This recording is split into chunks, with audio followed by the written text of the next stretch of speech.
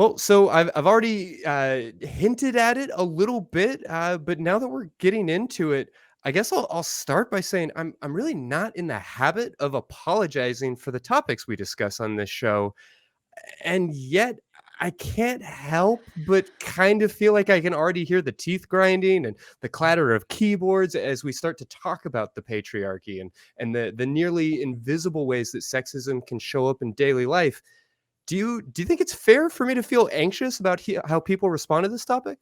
Oh, 100%. I think that was one of the weirdest things. I grew up in the evangelical church, and coming out of it, I thought that I could talk openly about the patriarchy and about sexism and not like this is going to be something that the majority of us would agree on. And I was Mhm. shocked at the pushback. And it's also a really, I don't want to say sensitive topic, but it's something that we have to approach carefully because it impacts all of us in different ways. And so bringing intersectionality into that and even addressing the ways it impacts men, I think is really Mhm. important. So definitely feel apprehension talking about it every time.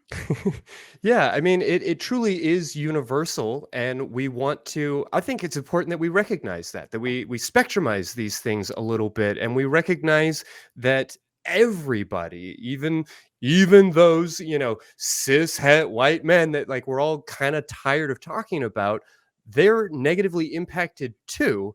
We can Absolutely. recognize that it's not the same impact and that Right. definitely people are carrying it and experiencing it in different ways, but this is something that's just kind of in the air we breathe.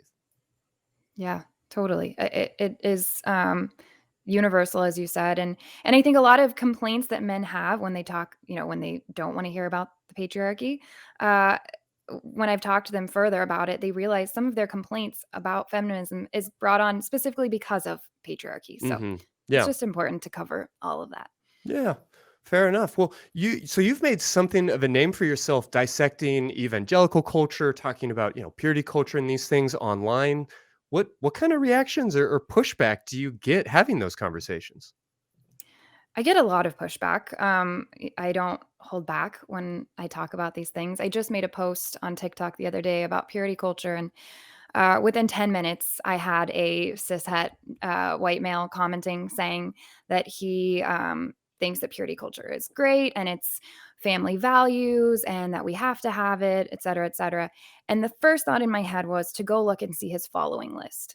And he was following hundreds of underage girls where the only content they post is, in bikinis and all of that. And that's not to shame their content. It's the hypocrisy that I see. And that's Hmm. that's what I get a lot is pushback from people that are literally doing exactly what I'm speaking out against. And and they don't even try to hide it. I mean, I call it out and then suddenly they're, deleting their profile. But yeah, I get a lot of pushback in regards to start trying to act like this is something normal and we should want it. And then you see that they're participating in the same thing they say that they're against. Yeah, there's nothing that I love more on the internet than somebody loudly proclaiming that a problem doesn't exist while being that problem. Like, The racism exact isn't problem. real, sexism doesn't exist. And I'm like, do you hear yourself when you say that, though? Yeah. Oh, totally.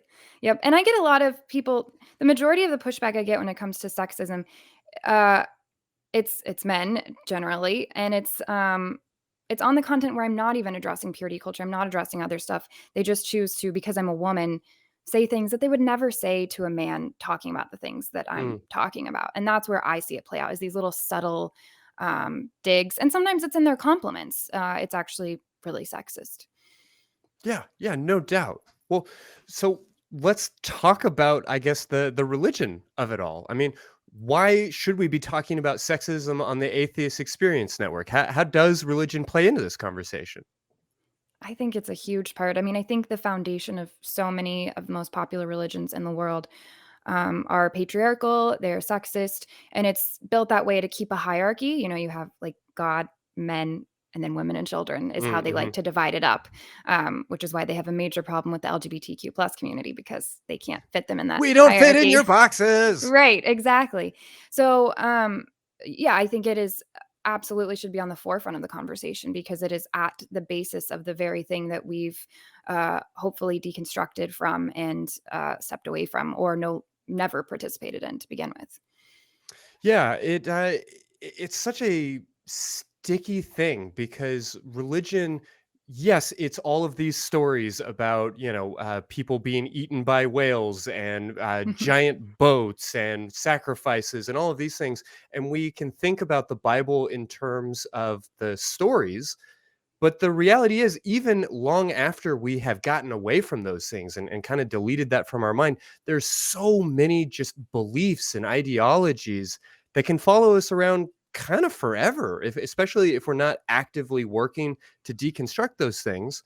And when everybody around us is holding on to those same beliefs, we can spend our entire lives without ever actually realizing that these notions of fate, of imminent Yeah. justice, of things are supposed to be fair are based on these flawed fairy tales. And I think that one of the best examples of that is the gender relationships that we have in this country, because they make no sense, right? Like, if you delete that book, there's no reason that we would have otherwise, like, come to some of these conclusions about, Right. women doing dishes and men taking out the trash. Like, why? Totally. Absolutely. Yeah, I think that's a great point you're making about having to unlearn, even if we're not actively participating in a religion, it still clings to you. And even people that haven't grown up in that, I mean, especially living in the South, even if you've never been to church, even if you've never participated in any religion, you're going to face that everywhere in the workplace. It's part of the culture at this point. Mhm. That's how we've survived, is the patriarchy. And we've evolved past that point now. I'd like to think so. Yeah. Right. Yeah, I mean, this is a little bit of a sidetrack, but just generally, when we talk about the Dobbs ruling and when we see what's going on in the Supreme Court, and we're talking about the erosion of rights and some of these other things, is there reason to feel like sexism is increasing in our country? I mean, after decades and decades of seemingly forward progress, is it fair to say that things are getting worse, or is that reactionary? No, I think things are getting worse in a way as a reaction. It's Christian nationalism is what it all stems from. That's what we're seeing happen with the Supreme Court. And at the base of Christian nationalism is patriarchy. Uh, that's how what they're built on. And Sure. so I think as they are pushing back and as they're trying to gain that last bit of power, because I do think in the end their numbers are dwindling. This is like their last ditch effort. I think we're going to see a lot more of that, unfortunately. And more than anything, I think it's kind of like a line is being drawn in the sand, and people are taking sides. Unfortunately, I mean, on the one hand, it's good for those of us that are choosing to stand on the side of progress, but then other people are blatantly saying, "I'm an anti-feminist now." I mean, we Hmm. haven't. I don't think we've heard that in a while. It hasn't been relative to say that, and now people are coming out saying that, and it's just more pushback from Christian nationalism. Yeah, for much of my life, I've thought that it would be best if we could kind of push people to that point where they are having to actually say, no, plainly, I do not think that men are equal to women, or that white people and black people are these different kinds of things. Yeah. And now that we've gotten to that point, I don't know, it doesn't feel great. It's a little scary. Yeah, it doesn't feel great, and I think at least I felt like we were past that point, and so now hearing people actively defend anti-feminism and actively speak out against anti-racism, like it's a good thing to speak out against it. It is scary because you see while a lot of society is progressing, there are some that are demanding that we let them stay behind. Hmm. Yeah. Well, generally speaking, I feel like for most people, at least most people not on the internet, when asked like patriarchy, good or bad, are gonna say bad, right? I'd like to Yeah. think that that's the mindset, and yet, here we are. So, what do you suppose people miss or maybe misunderstand about the way patriarchy shows up in our culture? The main thing I hear from people is most people think it doesn't exist anymore. Like Mm, that's something that we don't have. It's a general misunderstanding of what patriarchy is, and it's kind of like white supremacy. In fact, I think the two are very intertwined sure. in that it is culturally pervasive. Like it is everywhere. It is a part of us, and until we actively seek to get rid of it, it's always going to be there. Uh, I said something to a friend, and I've seen other people saying stuff like this online about how it would be so cool if someday we have all women on the Supreme Court, or maybe like one guy. And we stopped for a second to think about that, and like, is that wrong? We've had Supreme Courts with nothing but men Without all the even thinking time about it. without Yeah. questioning it. Yeah, and yet, we get a woman as our vice president, and everyone's like losing their minds. And Yeah. that's one woman out of all of our leadership for years and years and years. It's wild. So yeah, patriarchy is from the very, very top to the very bottom still fully part of our lives. hmm Well, what I am really interested in is that sort of invisibleness, right? The way that I mean, not nobody, but kind of generally as a society, there wasn't a whole lot of people going, why isn't there a woman on the Supreme Court for the Right. vast majority of American history? Like these things just sort of sneak under our radar. Sometimes because we don't know to look for them, sometimes because we just don't want to look for them. So kind of in a broad sense, what do you suppose are some of the like general assumptions that people make about how men are this and women are this without really examining them? Yeah. Um, I think to your other point, before I move on to that one, Yeah.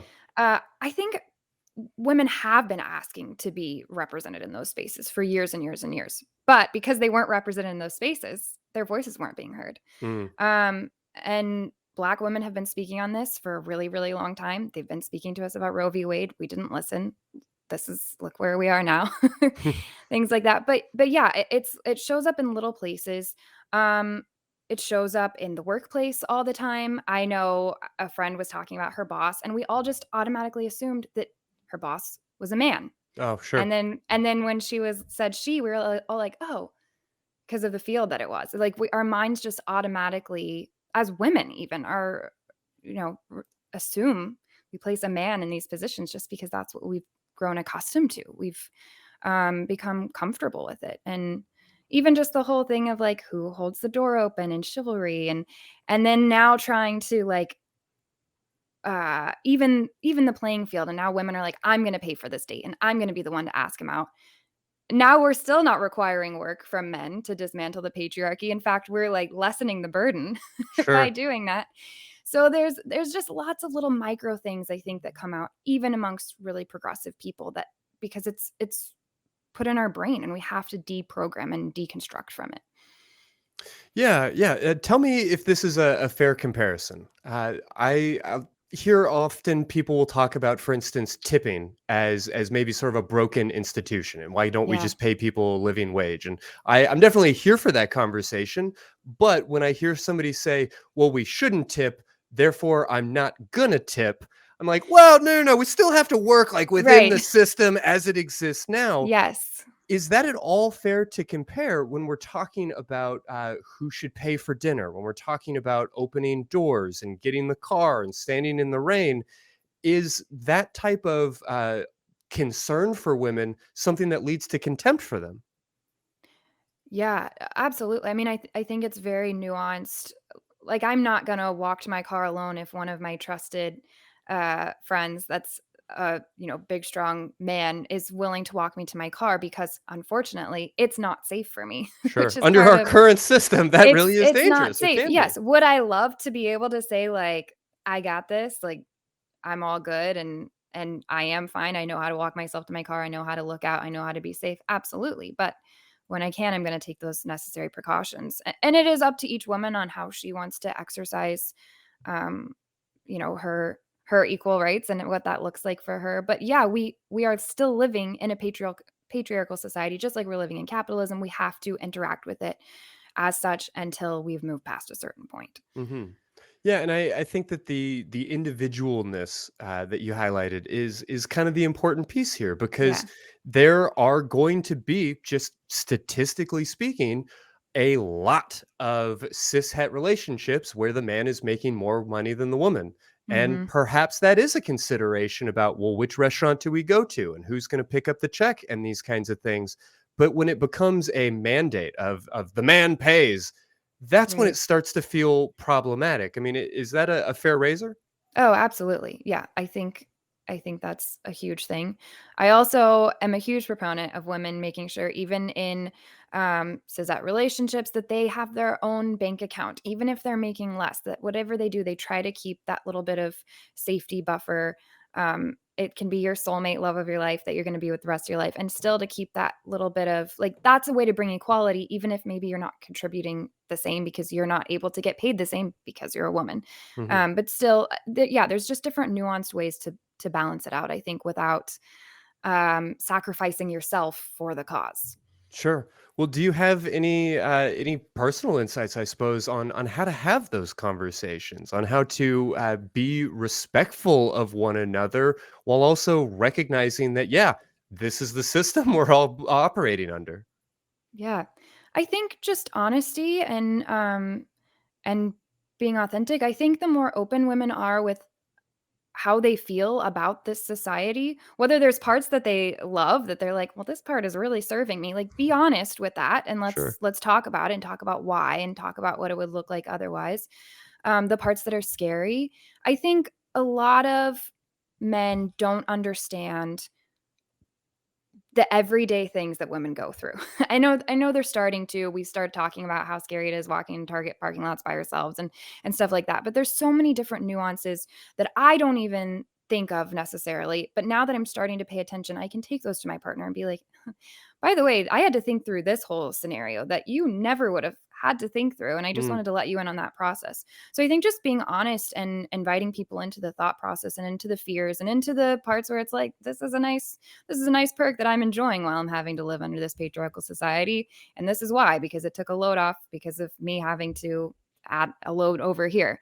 But just raw conversation, I think goes really, really far. mhm. Yeah, no, I appreciate that example. I mean, I do this every week. You know, I talk about Right. gender and sexuality for a living with dozens of clients every week, and yet I am still so blind to so many aspects of what it is like to be a woman in America. I mean, my partner kept taking her car to the same shitty repair shop over and over, and I couldn't figure out like why is she doing this? They are so awful. They are such a frustration.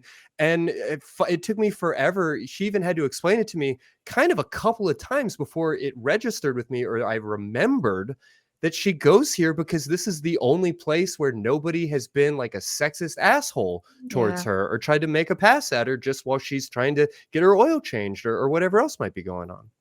Yep. Yeah, there's so many little things like that. Um I kept coming home with my tank on E. And it was because we had moved to a new part of the city and I didn't none of the gas stations I went to I had felt safe at. I had even tried Mm, to go get gas and was getting catcalled and I it was night and I was just like, I'm getting out of here.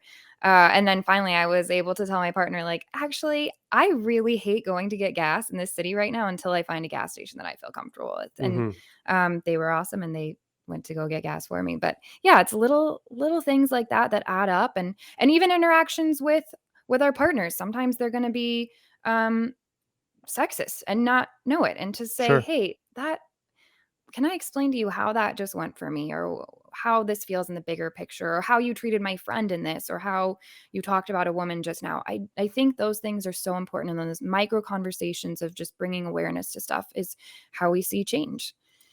Yeah, yeah, and I'll really encourage everybody listening to this tonight, but I suppose especially the women to feel empowered to have those conversations. Like you are not being an asshole for calling out a particular behavior, even if you're calling it out in like a particular person or a particular Yeah. instance.